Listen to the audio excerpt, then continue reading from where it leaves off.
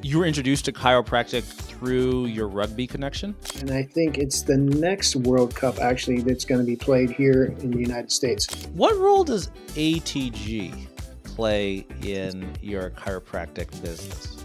Yeah, it almost feels medieval, like that bulbous club looks like a mace. It's like a mace. But I would like to get into kind of like what we already touched on is, helping people outside of the practice.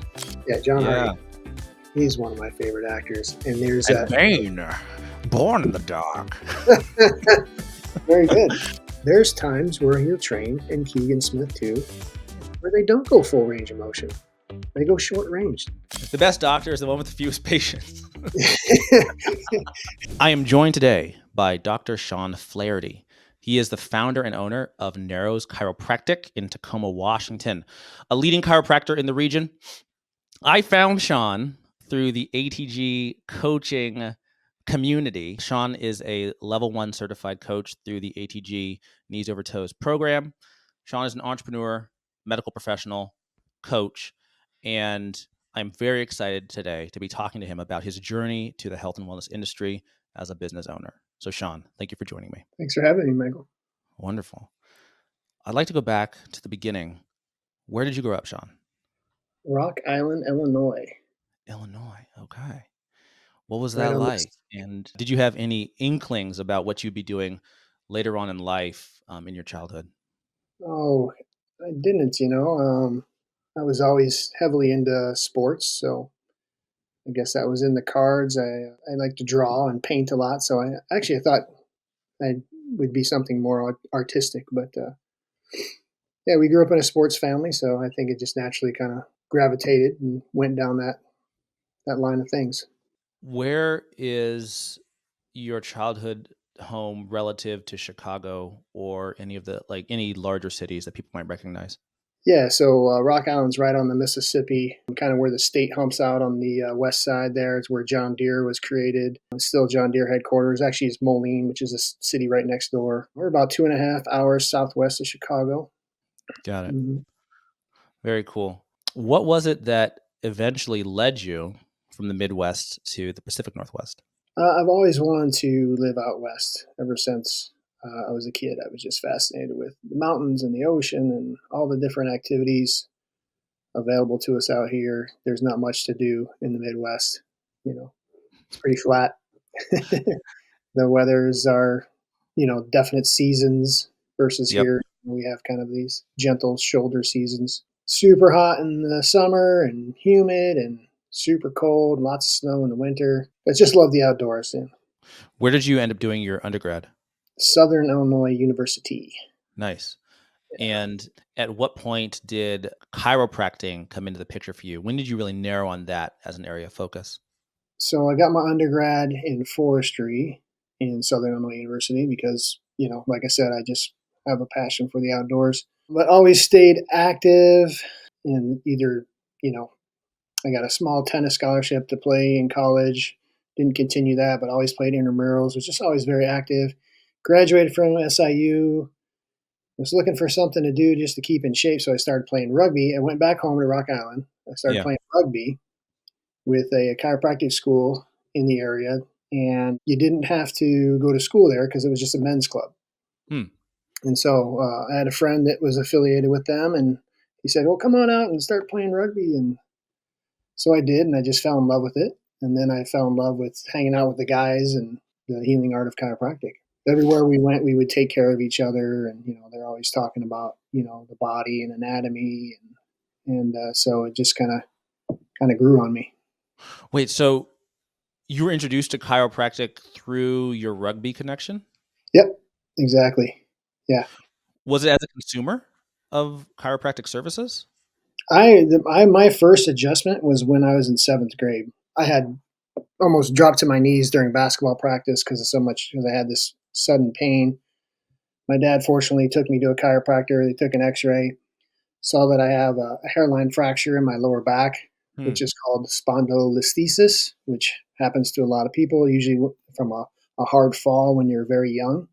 Okay. and that area never heals because of the lack of blood supply there. So you're kind of stuck with it the rest of your life, but it can slip and you got to maintain it. So anyway, the Dr. Smith there, he took care of me pretty well. I only had a few visits and I didn't need another adjustment until, I was mid into college, my college year, sophomore, junior year. But yeah, like I said, so I graduated SIU and then I came home because I didn't know what the hell I was going to do with my degree. Now what? I don't know. So I went home and I got a job, just a manual labor job, and I was looking to keep in shape. And a friend of mine was playing rugby with Palmer Chiropractic College, Mm. and he said, "Well, why don't you come play? You don't have to go to school. You can just come play because it's a men's club." Okay. Okay. The rugby club was part of a chiropractic college. Yeah, yeah. Got it. Okay. They played in a men's league at that Yeah. time. There was college rugby at the time, but it was more. It wasn't as I would say serious as it is now. Yeah. With these men's clubs, we were playing Chicago, we were playing Dallas, we were playing Philly, all over the country, and it was the highest level of rugby in the country at the time. Wow. So yeah, and I just got hooked on rugby. I got hooked on chiropractic, and so I stayed at Palmer for about a year and studied there for about a year, and then there was there was a danger for whatever reason of them discontinuing the program. Hmm. And so I was looking elsewhere, and Life University, which is another chiropractic college down in Atlanta area, Marietta, Georgia, they had a club.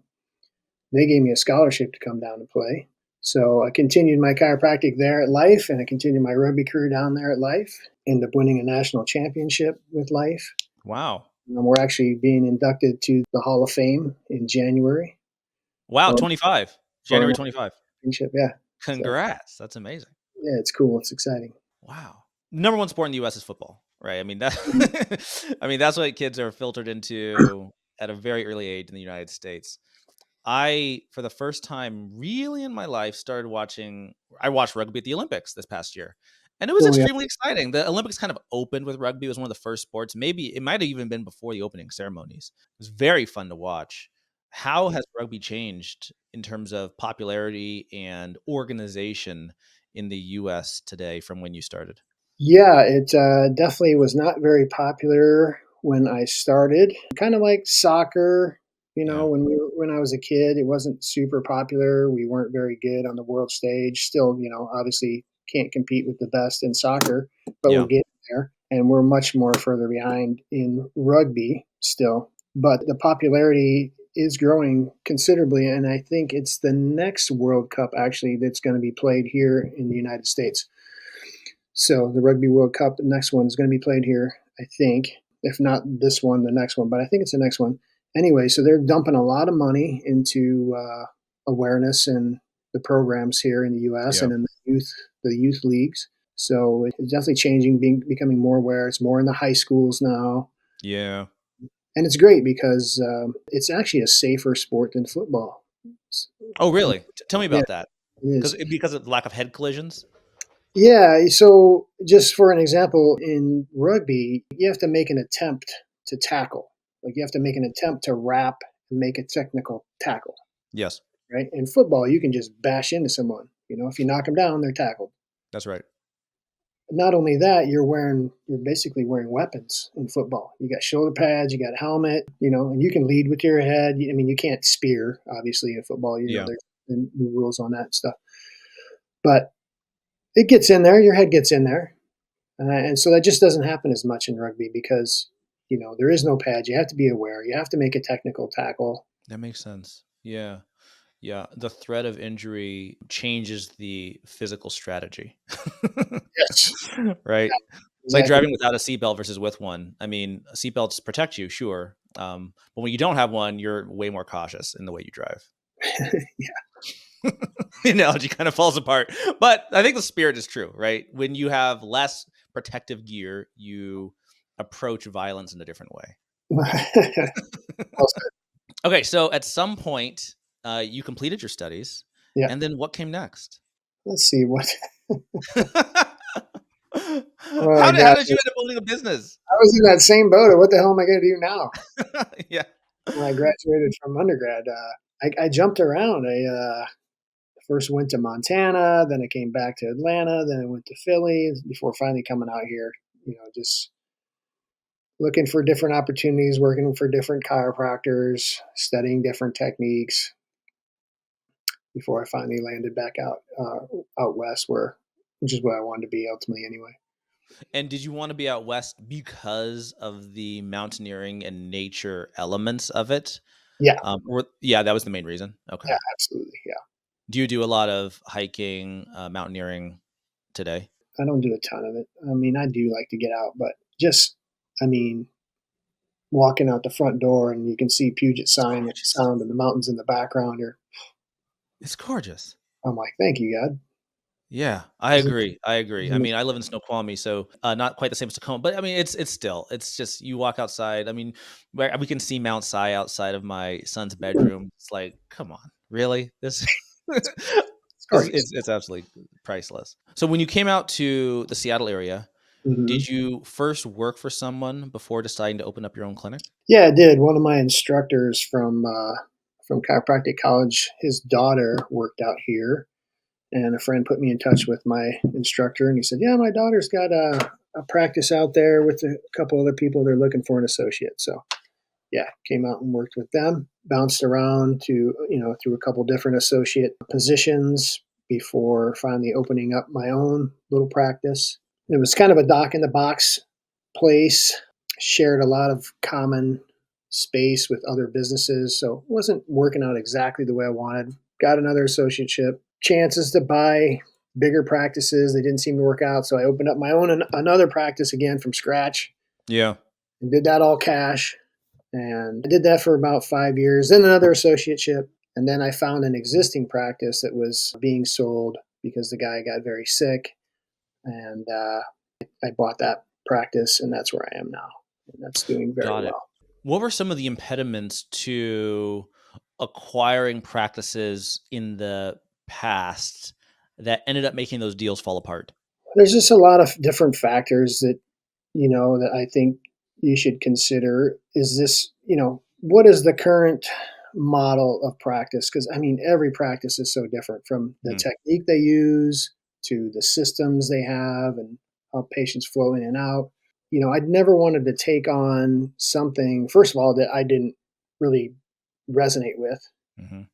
Mhm. and force myself to do something I don't want to do as far as treating people. Yes. And then if I didn't like that, but hey, well, they had a good patient base, it's in a good location, I'll just change everything. Well, you change everything, you're probably going to lose more current patients than you should, which is the reason why you buy an existing practice, because they have a patient base that Yes. you can work from. Yeah. So I just couldn't get all those things to line up properly. So this practice that came up didn't necessarily agree with everything that was going on there, but I had worked there. I was an associate there 15 years prior. Got it. Kind of knew a little bit about it. It was a great location, and there's only a couple things I needed to tweak really to make it my own. Mm. And so that's why this one worked out. But And for the one that you own currently, the one you're working in, how was that financed between savings, so equity, farmer financing, traditional bank loans? How was it financed? yeah, half of it was I put down my own money, and then the other half I got a loan, Okay. SBA loan. Can you go into exactly what it is you're actually buying when you acquire a chiropractic business? Definitely the patient base, Mhm. the equipment, all the equipment. In a sense, you're buying the staff. Mhm. Mhm. The employee base, you don't have to go find new employees. Yep. That's the main thing: the equipment and the patient base. For students who are coming out either of chiropractic school, maybe it's physical therapy, any other therapeutic practice, what are some of the factors they should consider between opening their own practice or buying a practice? And actually, let's move it forward a little bit. So, not just coming out of school, let's assume they've already worked as an associate somewhere for 5 years, right? And Hmm. now they want to go out on their own. What are the things they should consider, pros and cons, between setting up their own shop from scratch versus looking for a practice to acquire? If you started from scratch, I mean, you have a blank canvas and you can do whatever you want. Mhm. You can get the exact equipment in there, you can get the exact layout, Everything that you picture in your mind as ideal for your practice, you can do that. So the downfall is that you have to start marketing your off and hitting the pavement hard to get Yep. patients going, like right away. And I would recommend a coach. I wouldn't just try to like find information how to start a practice. I would get a coach that's done it before and it's going to hold you accountable. Is this a general sales coach, a sales and marketing coach, a industry specific chiropractic Industry, yes, practice? Yeah. industry specific chiropractic coach. Yes, Okay. absolutely. I would interview several of them and get your colleagues' opinion on these people. Mm-hmm. Don't just see a video from someone. You're like, oh, that resonates. I'm gonna jump on board with this guy. Interview several, talk to several of your colleagues about their experience, and then make a very informed decision. Don't rush that because a lot of them, not all of them, but a lot of them will say, okay, you got to commit for 2 years. Man, you be in there for a year, you're like, oh, I do not like this person. You know, Mm-hmm. like what he's Mm-hmm. asking you to do, but you're stuck. You know. Yeah. So if you buy an existing practice, and again, I would look at as many different ones you can that are available. Check out their systems, check out the building, check out the staff, what's going to be left behind, who's going to leave with it. Sometimes there's a husband wife team and the wife runs the front desk and she's leaving too, Yeah. so but you have an existing patient base, you have an income stream, you have money coming in. Mm-hmm. So that's a huge relief. And if I were going to do it again, without my experience, I would probably look for something, where the guy's going to retire or something like that. But also make sure that you're going to be paying the proper amount for that practice. Mm-hmm. A lot Let's of get into guys, that. are like, this isn't part of my retirement package, and they think it's worth X amount of dollars, but it's really not worth that much. So you got Yeah. to be careful there. I just met a guy this past weekend. I think he paid $1.3 million for this practice, All and right. that's insane. That's What was the EBITDA, annual EBITDA of that business? Do you know? The numbers were off. He admitted he didn't do his due diligence until afterwards, and he found out he paid way, way, way too much for practice. So it sucks, but sometimes in business in life, we got to make those stupid mistakes To to grow, learn. move on. That's the only way you're going to learn sometimes. Well, the hope of this show is to highlight some of those mistakes so that viewers can avoid can avoid them. Yeah, can learn from others. As you were sourcing businesses to buy, did you hire brokers? How did you generate a pipeline of potential acquisitions? Well, throughout my 24 years now, a lot of them just come up, like, hey, we think you'd be interested in this. They would just come across my desk, so to speak. And by come across, you mean you already knew the owners just because you're in the same industry and they come to you directly saying, hey, I'm looking to get Yeah, out. Would you be yeah. interested? Yeah. Or I'd be a vacation doc and I'd cover for a doc once, and they're like, hey, by the way, we're going to sell this thing next year. You interested? Yeah. Maybe. Let's chat. Let's sit down and chat. This particular one that I own now, I just went on the Washington State Chiropractic Association classifieds and saw Oh, that it was wow. for sale. And it was like, oh, no kidding. Because I've always, driving by this practice, I always thought, man, that would be a great practice. That'd be a great location. What did you like about it? It's highly visible. Okay. It's a standalone building, which I don't know, for some reason, for me, that's a big deal to me, Yeah. because I think the profession is special, Yep. not to be in a strip mall kind of business. And that's not necessarily true. That's just my kind of like, I just think chiropractic is, they got their own place, man. They're not in a strip mall. They're not next to the tattoo shop or whatever. Perception matters. Perception, yeah. So Yep. that's just how it was with me. So one of the reasons I thought was cool about it, or one thing I thought was cool about it. is the 3,000 square feet. It's got plenty of room to do whatever I want in there as far as rehab or add an associate. Yeah, just had a good vibe, had a good feel. Talk to me a little bit about how you did your due diligence and what was it about the practice that ultimately drove you to pull the trigger? Well, I did. I worked there before, so I did know something about it. I knew how it worked. I knew the staff, and at the time there was two, and I thought they were both great, and they were both super hard workers. I knew a little bit about how the previous chiropractor practiced. So he is a physical adjuster with his hands. So he used a lot of hands on adjusting, which I did. Hmm. He had a nice little rehab area, which I was very interested in. Not his particular rehab, but the kind I wanted to bring in. Then, of course, you ask for all the numbers and the P&Ls and all that. You comb over that, make sure that's legit, and you get the right appraisal. You get someone outside to do an Mhm. appraisal, and then you come to an agreement. Hmm. And that's in a nutshell, that's what I did and why I chose it. What role does ATG play in your chiropractic business?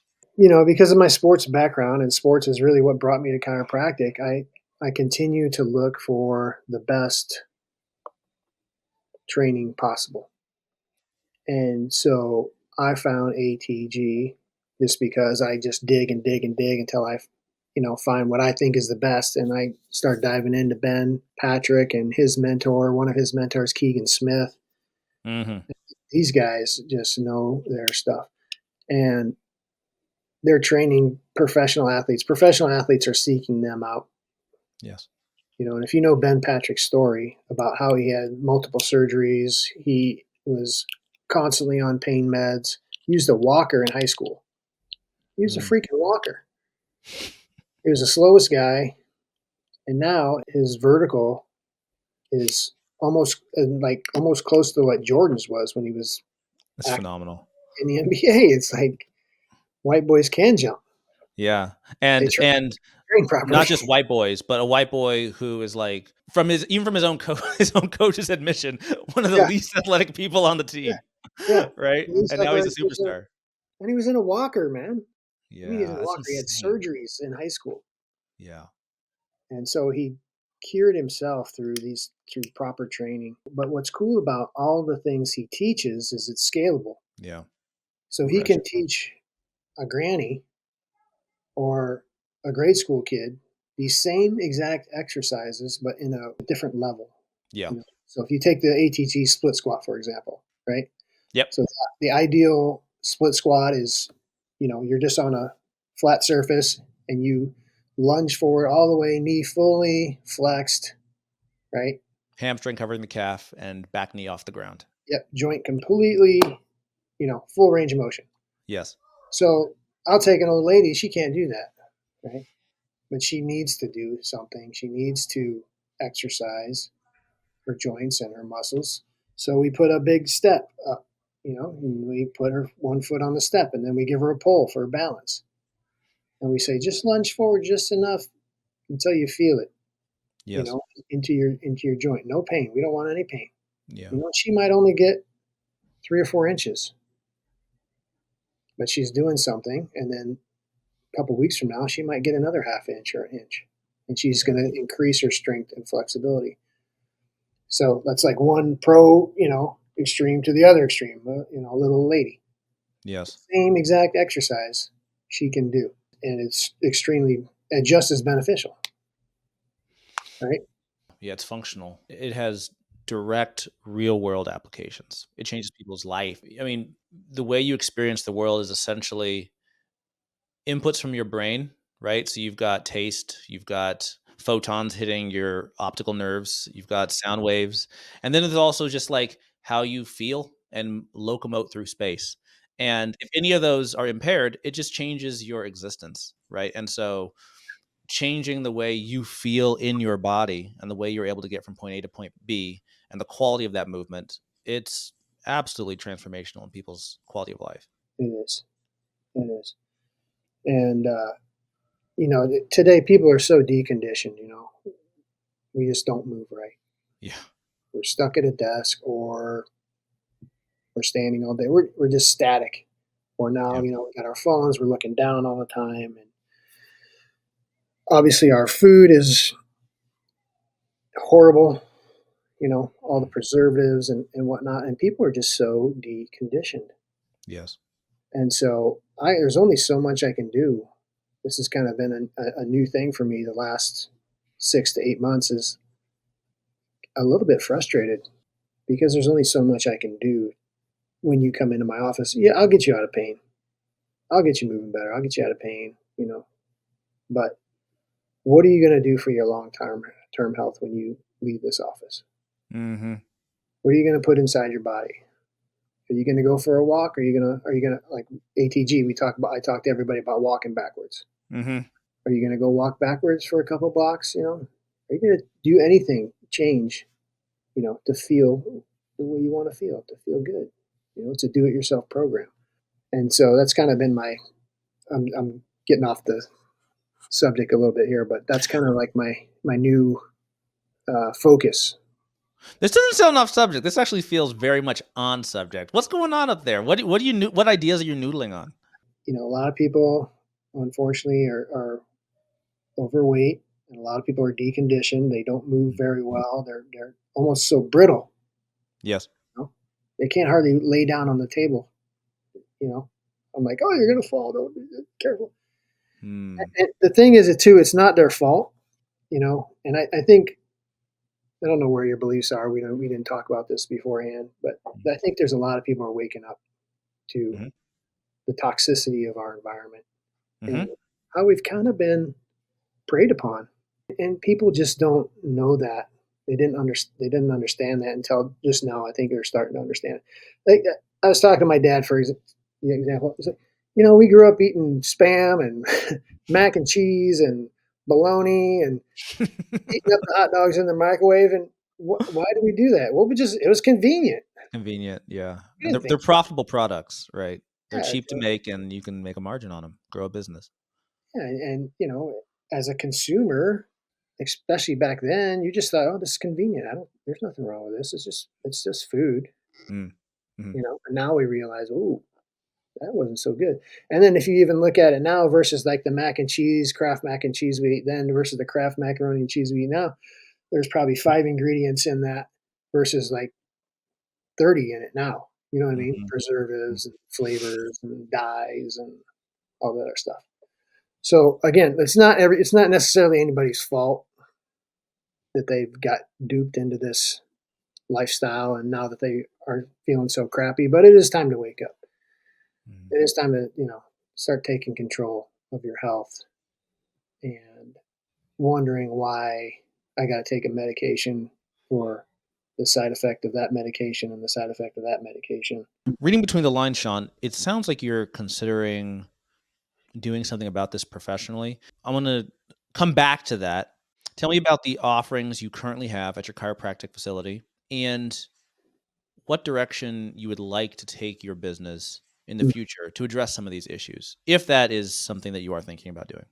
So right now, chiropractic, obviously, Mhm. we take all our own X-rays.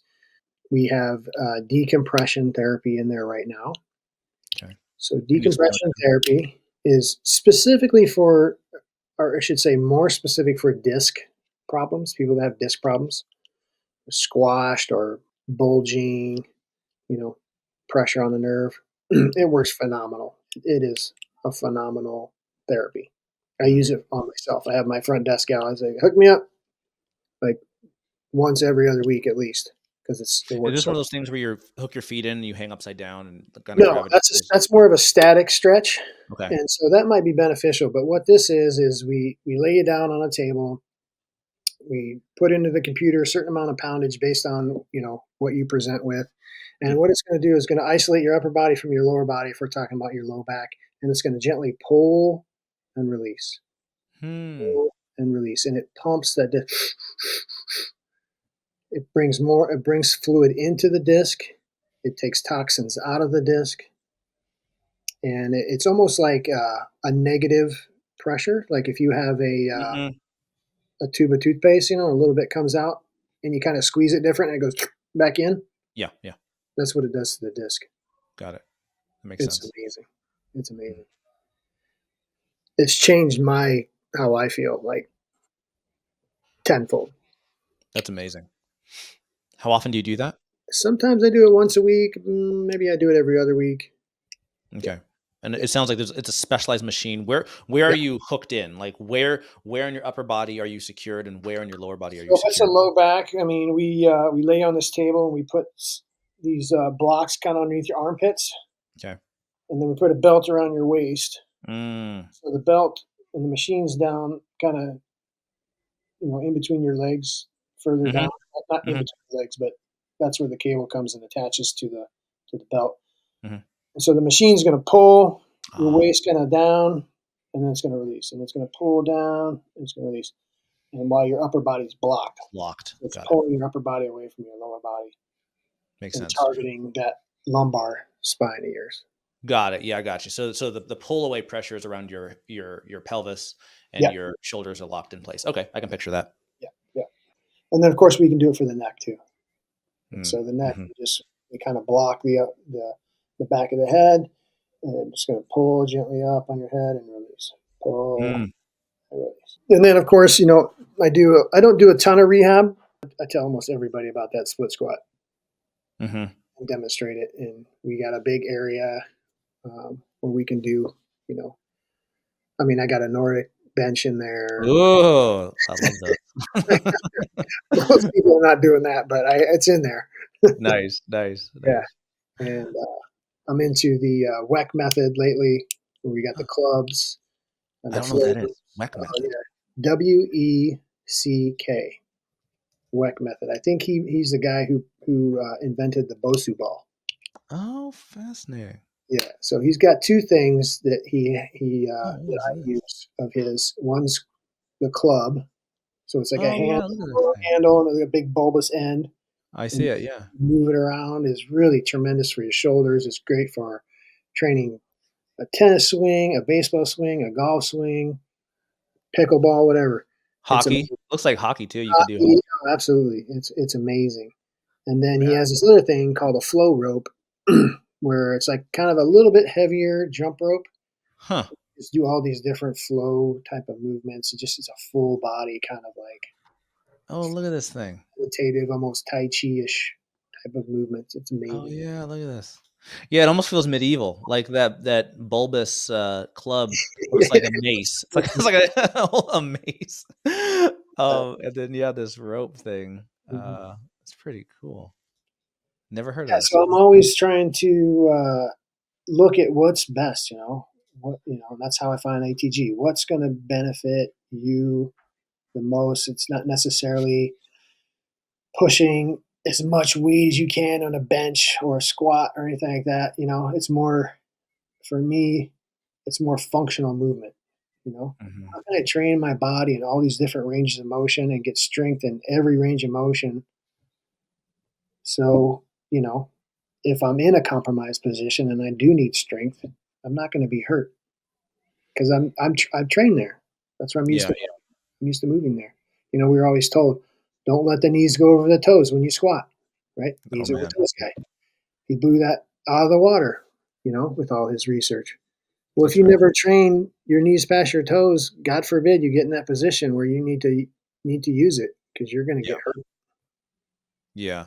You know? Yeah, everything. I love not just the knee training, which is kind of the gateway drug because most people have knee pain, and so that's a good way to get your attention, but even training the back rigid versus intentionally curved. Like that's another rule that he breaks, right?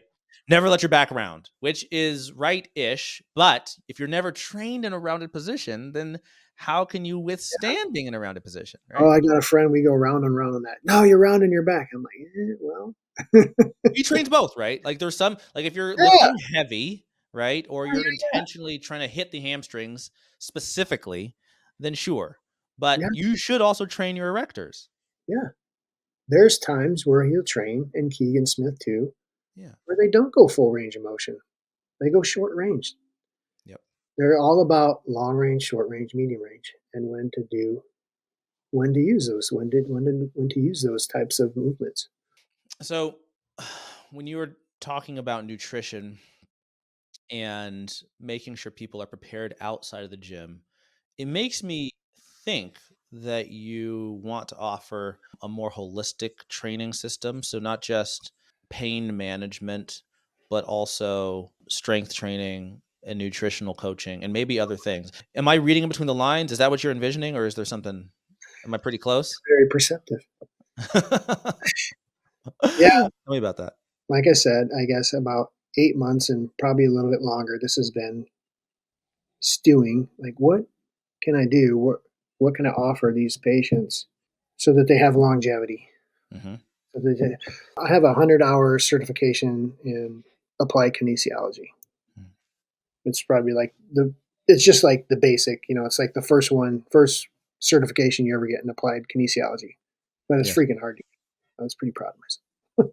Nice. It was a hard test, probably the hardest test I ever took in my life. Congrats. Nice. But a lot of it, a lot of it, we talked a lot. We spent a lot of time on acupuncture. Okay. When we were talking about acupuncture, we talked about how those ancient, I guess it would be Chinese, they thought that the best doctor was the one that kept you out of the doctor's office, right? The Shocker. Yes. Right. best doctor out there is the one that it does so much for you that you don't have to go to the doctor. Yeah. Counterintuitive. Right. The best doctor is the one with the fewest patients. And so, yeah, it's like, well, how do I run a business then? Yeah. Exactly. And that's Yeah. it's kind of it's one of the frustration of a chiropractic office, to be honest with you, because if I'm thinking that, then how do I? Mhm. But the world of business is changing with social media Mhm.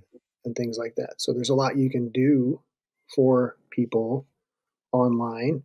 And so one of the things I was thinking about was nutritional coaching Mhm. or ATG type coaching online. Yeah. Like it's hard to convince somebody. Like if I have a new patient come in, like, hey, this is what you need to do, unless that's what they're looking for. If they're seeking you out for that, then yeah, they'll follow your recommendation. But if I have someone come in like, hey, you really need to start moving like this, you really start need doing these exercises. I don't know what are the chances they're going to do it. Yeah. On their own, very low. Very low, very low.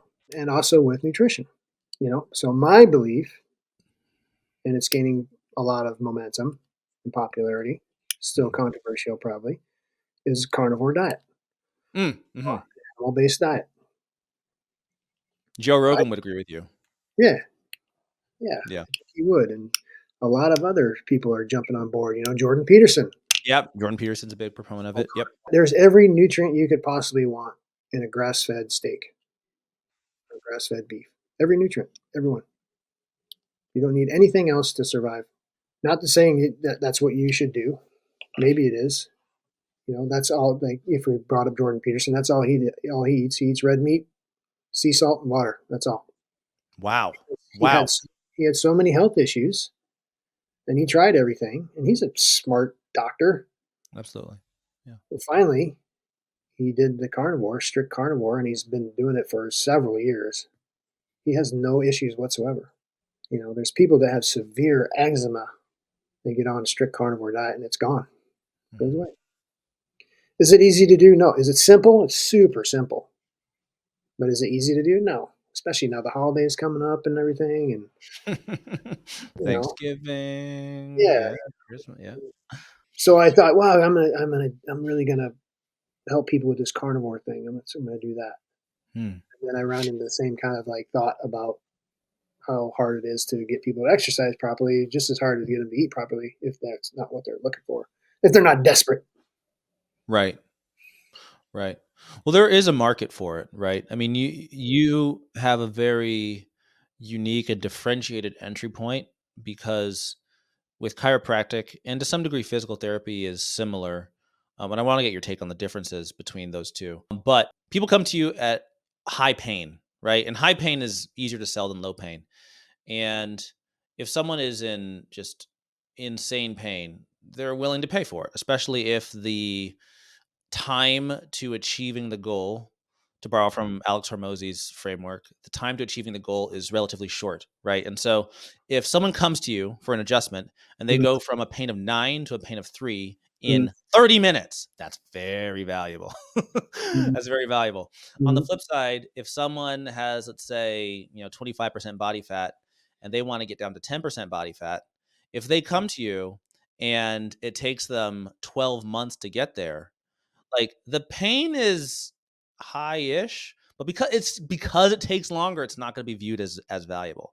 And so getting someone to change their behavior, getting them to change the way they shop, getting them to change the way they eat, getting them to change, like it's harder to do. It's harder to do. It's harder It's to do. hard. It's no less important, but I think you have a very valuable entry point because of the amount of time it takes to become a chiropractor and because of the level of pain people come to you in. And so that Mm-hmm. initial sale, correct me if I'm wrong, but that initial sale is it's not as hard as selling a nutritional plan because the pain is high and the fix is relatively quick relative to other pain points. I agree. There's some credibility there, Hmm. and there's instant gratification. But then there's also, okay, say I take through someone through a care plan of 12 visits or 24 visits or whatever the case may be, Hmm. depending on their need. And then they're all better. They feel minimal pain, they're feeling great, you know, and they decide, well, thanks, I'm out of here. Right. So, and that's fine. I don't think there's any study that says, you need to be in a chiropractic care to live a long life, right? Hmm. There's been plenty of people that have never been adjusted that lived in their 90s. Yes. So, but I would like to keep them as a customer, and I would like them to understand that we can continue to keep your spine healthy, mobile, and your nervous system free of interference in your body, therefore running at optimal levels. That's hard to educate someone on that, even though it's all true. There's studies of the immune system being measured, and after adjustment, it being heightened. Your immune system. You know, I'll put it this way: there's studies from the cervical curve. So if I'm looking this way, Hmm. I should have a curve in my spine, a natural flowing curve Yes. versus straight. Mm. So so if I'm walking or running, there's a little spring in my spine. There's a little give, Yes. right? Hmm. If it's straight up and down, where's that force going? It's just going, damn. So that's one thing. And then also what we found out from an MRI is that if you have a straightened cervical curve, you get decreased circulation to your brain. Mm. You get less circulation to your brain. And then we just gently roll that person over just barely enough to get a little pillow under their neck to create a little bit of curve, and we take the MRI again, and you can see how much more blood flow gets to the brain. So how important is that for your mental health, your concentration, your ability to be patient with your children? So that's hard to, educate people on that part of it.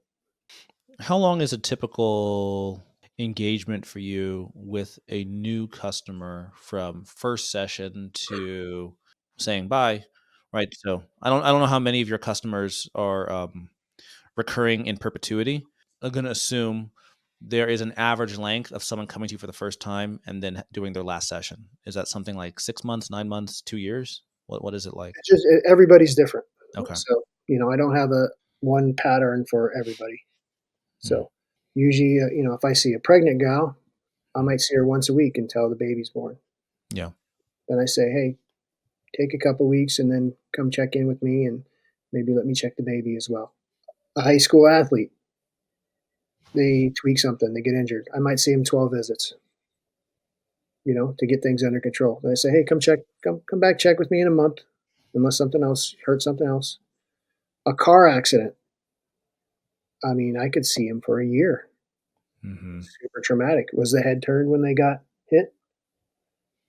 We talked about seatbelt earlier. If you have a seatbelt, it's actually worse for your neck Hmm. because it blocks your upper body and Yeah. your head, but your head still goes wham. Yeah. Still going 80 miles an hour or whatever. Yeah, yeah. Yeah. So there's all kinds of complementing factors in there. Women are actually more susceptible to injury in a car accident too, just because of the way their spinal column is. Hmm. Not because they're weaker or anything like that. It's the way they're the structure of their spine is. And so, a guy and a gal could get in the same accident, same car. They have different care plans Yeah. because they're male and female, and one was looking to the right, or one was bent over, or whatever. One hit their knee on the dash. So it varies. And a brand new patient might be like 30 minutes the first day. Hmm. Then once I get them on a care plan, whatever, depending on whatever therapies they do, decompression is 12 minutes. Then we do intersegmental traction. That's 2 minutes. I usually spend 2 minutes with them myself. Once I figure out the vertebra that's out of place, I go right to that vertebra and I adjust. I don't need to spend a ton of time with them if I know exactly what's going on. Mm-hmm. If they've been in there 14 minutes already, they want to get adjusted. They want to go home. So in that relationship time period, how much opportunity is there to, I guess it's kind of cynical to say upsell. That's not the point, but to, I'd say, begin the education process with regards to an ongoing relationship? You really have to. So I see up to 70 patients a day, 200 Mm. patients a week, and so you got to sprinkle it in. 70 a day? Yeah. Oh my gosh. Do you do groups? I'm trying No, it's just to... Wait just a sec. Oh, me. Yeah. are they, are your slots like 30 minutes? No. I mean, so if they're on therapy, I'm not seeing them. They're doing the therapy. I don't have to attend to them. Ah, okay. I'm only doing the actual adjusting. That's their time with me. Unless I'm doing an exam or taking an X-ray, then that's me too. Okay. So I do all the exams. I do all the X-rays. I show all the exercises. I do all the adjustments. My staff puts them on therapy, and once they're Mm, there, they don't need to be attended to anymore. So you put them on a 12-minute therapy, you can walk away. They're got there. it. Tell me how growth in your business model looks. How do you envision your clinic growing over time, or your business more broadly? Right now, I see that I have room for about 50 more patients a week, Hmm. maybe 75, 50 to 75 more a week. Are you asking how do I get those patients in the door?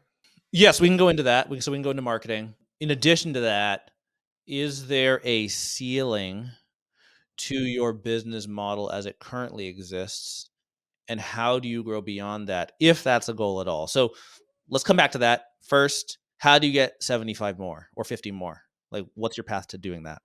More professional relationships. I'm going to meet with a OBGYN here next week. I'm working with more and more attorneys because I'm personal injury is a focus of mine. So the people that Yeah. get car accidents, and those pay better too, Hmm. because what you bill for a personal injury case is what you get paid. Versus Yep. if you're in contract with an insurance company, you can bill $75 and they say, well, we don't pay $75, we only pay 35. So that's what you get. So it sucks. That's the insurance world, and that's one of the other frustrations of the business. Hmm. So I do like the personal injury side of things. It's actually very interesting as far as the mechanism of injury and the different things that can happen. And then talking to attorneys and a new language there. That's kind of fun. Hmm.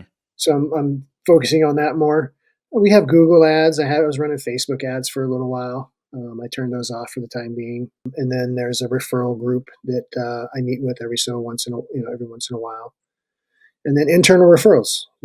Just taking care of the patients you already have and them having great results, and you saying, hey, if you know anybody else that could benefit like you have, please let them know. Yeah. So those are the basics. Yeah. And then we're running a program. We're running a special right now. It's a food drive. If you bring in $5 or more non-perishable food, which we're going to give to the local church, then you get your first visit's free. Your X-rays, your adjustment, your exam, everything.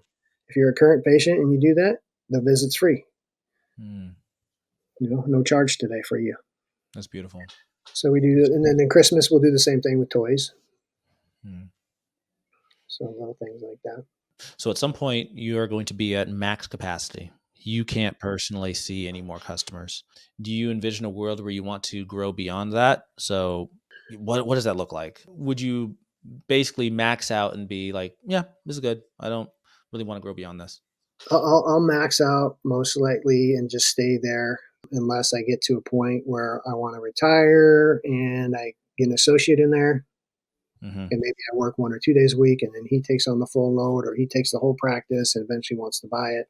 But right Hmm. now, no, just I want to see 250 to 300 a week and just me and my staff and keep it at that and crank.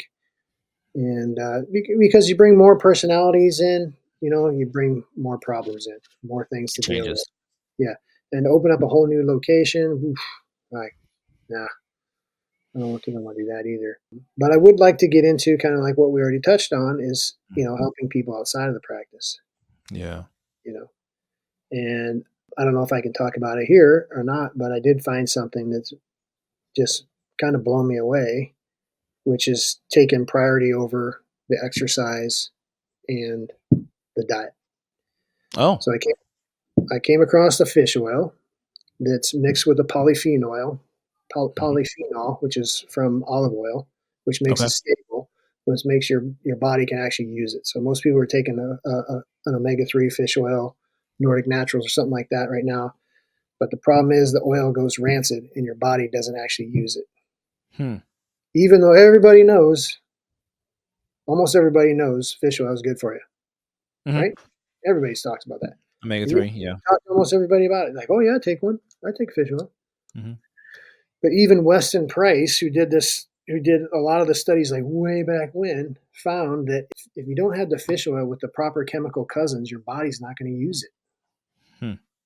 So I found one that has figured that out, and the body's using it. And then you can test. Say, let me test my omega-3 omega-6 ratio now. Hmm. Oh, it's way out of balance. Well, let me get on this oil for 3 months and see. And then I get another test. Let me test. Oh man, I'm back down to 3 to 1, 4 to 1, where I should be.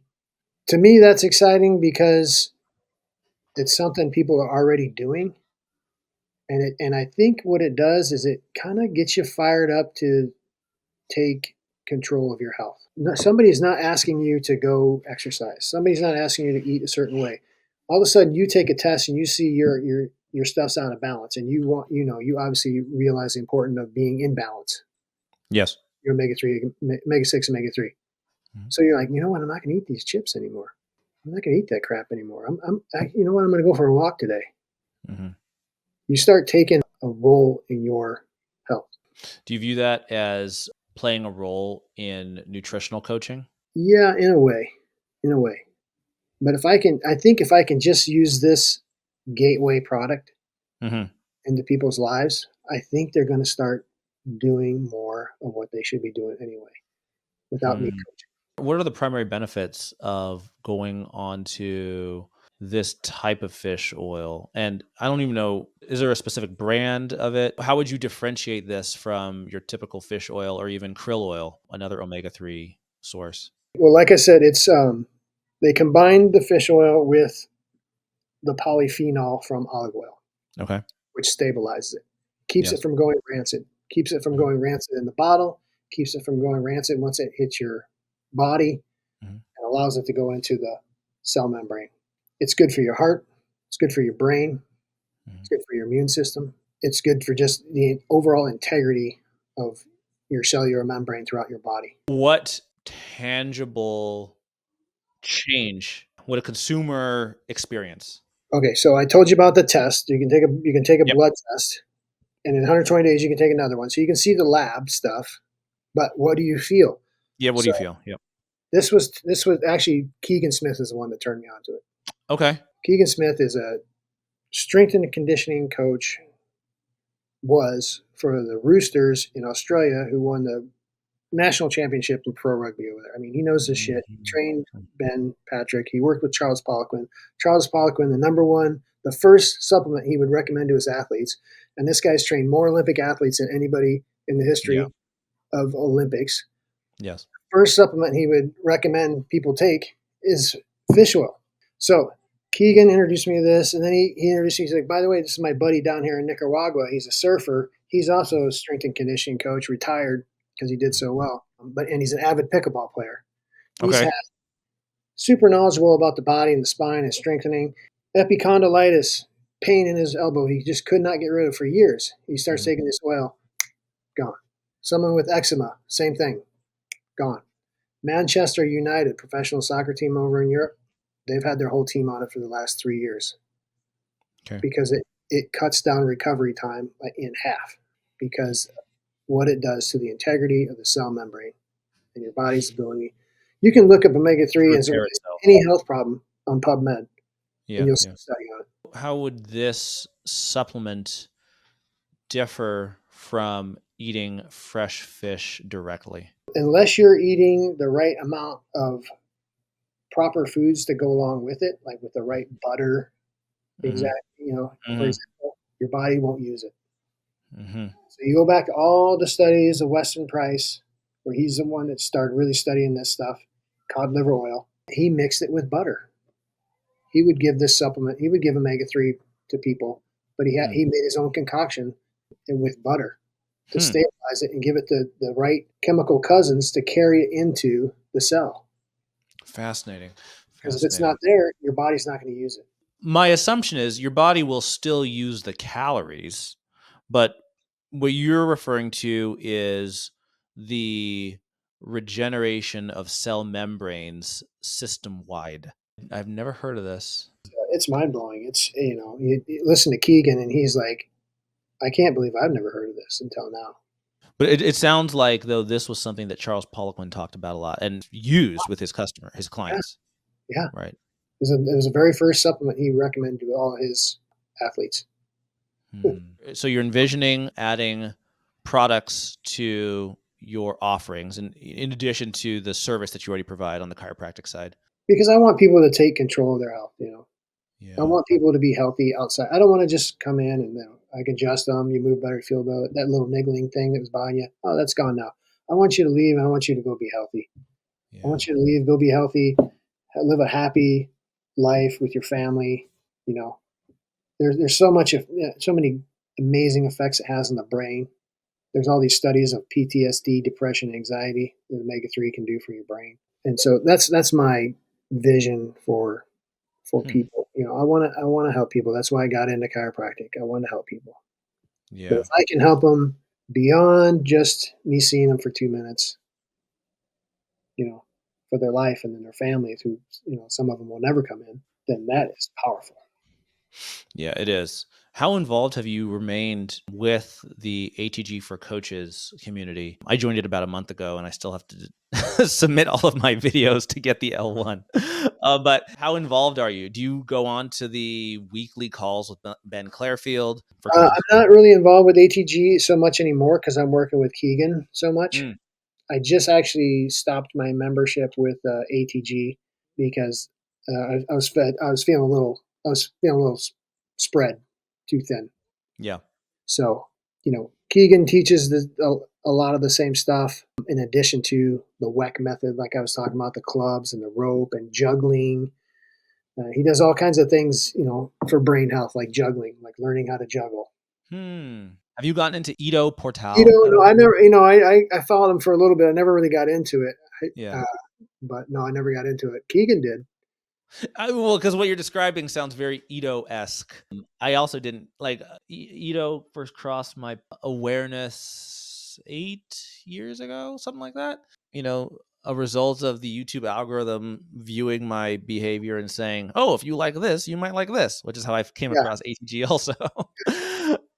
And so, what you're describing sounds very Ido-esque as well. Have you ever looked at any of Chris Sommer, Gymnastic Bodies, his work? I haven't heard of him, but Keegan does talk a lot about gymnastics. He teaches handstands and all kinds of stuff. Yeah. Okay. Yeah. All of these are very, very related to each other. Yeah. Poliquin, Chris Sommer, Ido Portal, Keegan Smith, Ben Patrick. Yeah. They're all kind of in that natural movement practice side of the fitness business, right? Or industry. Yeah. I love that. I love it. Strength Side is another really cool YouTube channel that I think you would like as well. Can you talk to me about, if you would like, any dark days that occurred in your career journey and how you came out of those to where you are now. There's times where, especially if you're an associate, you don't really get to practice the way you want to practice, and you don't Mm, get paid a lot, and mm, so it can be a struggle to stick in there, to hang in there. It's a struggle to start a practice up from scratch, and I think the first practice I opened up, I didn't sleep for 3 days. Like, this did not sleep. The mind just did not turn off. Of course, you know, I'm divorced. It's almost been a little over a year and a half now, and so that was extremely difficult. Yeah. Trying to stay focused, keep that outside of the practice when you go, because people are there to see you and Yeah. for you to take care of them and to be concerned about them. They're definitely not there to hear about your stuff. Yeah. So when you're going through something as painful as that, it can be a challenge to not have that on your sleeve. I've gone in the Yeah. dark room and just cried my eyes out at times, and then get myself back together and go back out. Yeah. That's probably the most recent and the darkest spot I've been in. Yeah, Mhm. uh, And what has given you the strength to pull through? my children. Yeah. I have two daughters, 8 and 11, and they're just Mm, awesome. And I will have a great relationship with them, and we will have great memories, and we'll have great times together. We will travel the world, and we will, you know, it's just we're gonna have a phenomenal life, and that's it. I mhm. won't let anything stand in the way of that. Yeah. Me and my ex-wife, we get along fine. We don't have any hatred towards each other or anything like That's that. good. So, we're not talking bad about each other in front of the kids. It's nothing like that. Yeah. But still, you have to be strong in front of them and positive. And at the same time, though, I mean, I think it's important to be honest. You know, Yeah. if questions come up, you can show some vulnerability. That's fine too. But ultimately, they need to see you pushing through. And I actually had a. It's amazing. Kids are so amazing. You know, um, they're two little girls, 8 and 11, and we kind of had a conversation that started sometime, and I was kind of bummed out about it. And my 11-year-old, she goes, "Dad, life is life." Hmm. It's like, holy smokes, yeah, life is life, and it goes on. It's a Yeah, wise young lady. yeah. There's a I don't know if you ever seen an interview, if you don't mind. Yeah. There's an interview of John Hardy, the actor Mm. who does Venom. Yeah. Yeah, John Yeah. Hardy. He's one of my favorite actors. And there's And Bane, born in the dark. very good. There's an older interview of him where they were talking about they're interviewing him for the upcoming movie Bronson. And so Charles Mm. Bronson is a famous prisoner in England who's this Yeah. extremely violent person. And he got thrown in jail, and they would never let him out because he was just crazy. Yeah. Crazy violent, crazy. He was like a strong man too, by the way. He would do those prison workouts where they're like strong as like, could like rip bars and like that kind of, what I'm talking about? He Yeah. was just Yeah. he was like a beast. But he was Yeah. also like a genius. So he's this crazy, incredibly strong genius. So they did a movie about him anyway. And the interview with John Hardy, he's calling Bronson to get to know the character. Oh wow. Wait, he's still alive. Bronson, I don't know if Bronson's still alive. I think he is. But Oh, Tom. Yeah, okay, yeah, Tom at the Hardy. time, You Tom saying? Hardy. I Yeah, said yeah, John. yeah. You're saying John Hardy. Okay, yeah, I got you. I got you. I'm with you. Okay. Anyway, he's calling them back and forth, trying to get to know the character, get to really get to know him so he could play him properly, Yes. like a good actor should. And I guess Bronson's calling him. Like he comes home, there's like 18 messages on his phone, and Bronson's like, "Fucking, it's like Santa Claus is easier to get a hold of than you."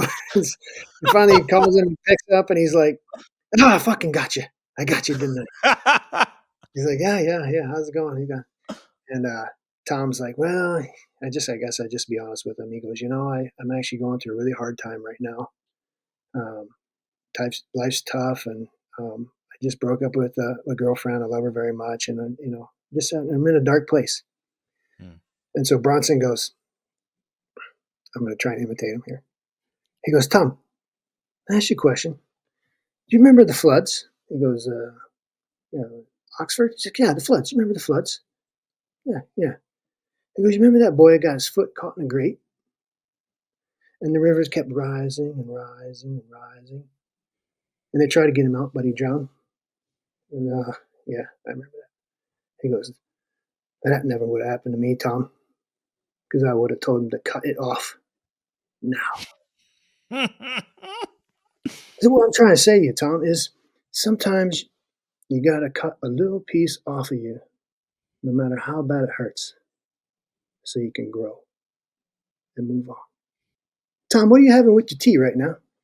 Oh, I'm having steak. I love a good steak. Tom, what's going on outside your window right now?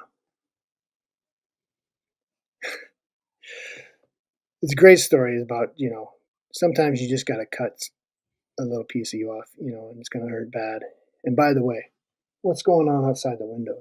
The world's still going, things are Mm. still happening, and there's a lot of beautiful things out there to focus on versus all that stuff that happened in the past. So that's what I do. All my energy is forward. Mm. All my energy is forward. Where am I going with my practice? Where am I going with my health? Where am I going with my daughters? The past is the past. There's nothing I can do about it. I'm grateful for the experiences I had. But where am I Mm. going forward? Yeah. Amen. Well, Sean, thank you so much for sharing that. It's very clear that you've changed so many people's lives through your practice, and you have a very strong passion to continue doing that and to do it at an even larger scale than you have in the past. Can you paint a picture for where you'd like your practice to be in, let's say, 2 to 5 years? And then I'd like to hear any shout outs, charities, or anything that you'd like to draw attention to after that. In a couple of years, Yeah. we intend to be seeing that 250 to 300 patients a week. I'm sure the inside of my office will look completely different as far as the decor and the flow, always making improvements and making it a pleasurable experience for the patients that come in there. I want them to have just like I don't want to say Disneyland experience, but I want them to be like, man, this is nice. I really enjoy it. Mm, yeah. And as far as, my main charity that I donate to is the Children's Health Defense Fund. Hmm. And that's RFK's, one of RFK's deals. Beautiful. And it's a research on, the proper nutrition and the proper things to put in our body and keeping our kids safe because that's our future. Make America healthy again. That's right. That's it. I love it. Sean, it's been a pleasure. Thank you so much, sir, for joining Nice. the Eden Group podcast. Appreciate it, brother. Thank you.